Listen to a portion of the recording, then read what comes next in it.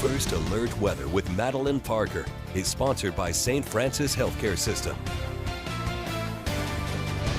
All right, taking a look at your weather headlines. We're looking at some possible thunderstorms that are going to be happening late this work week before we see a major warm up. We're going to be seeing that through Thursday, and then we're going to cool down quite a bit by the weekend. So don't get too used to these slightly warmer temperatures across the heartland.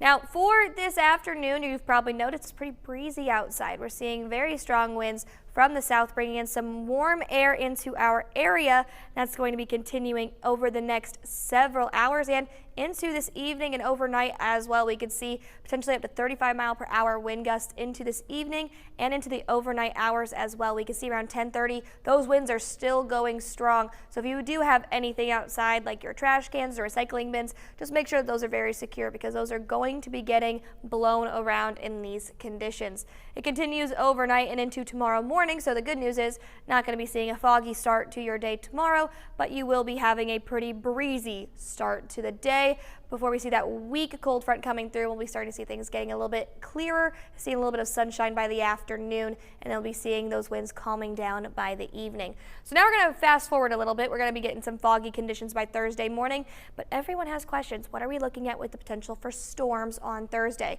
So here's what we've got so far. Right now, it looks like the majority of the storms, at least the strongest storms, are going to be just north of the heartland, near the Effingham area.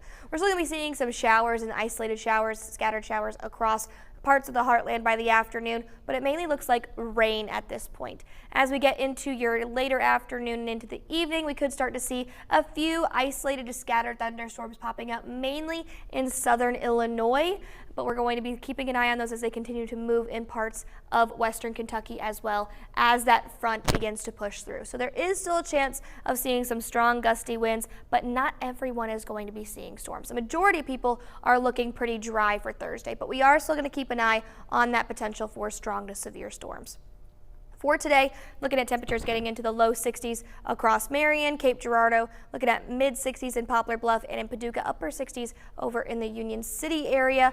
Evening tonight, we're going to be looking at those cloudy conditions continuing with those mid to upper 50s. And then tomorrow, we're going to be staying in the mid 50s with cloudy conditions, but at least we're not going to be seeing fog tomorrow morning. So again, looking at a chance for some potential thunderstorms on Thursday with temperatures getting into the 70s Wednesday and Thursday afternoon, near record high temperatures there.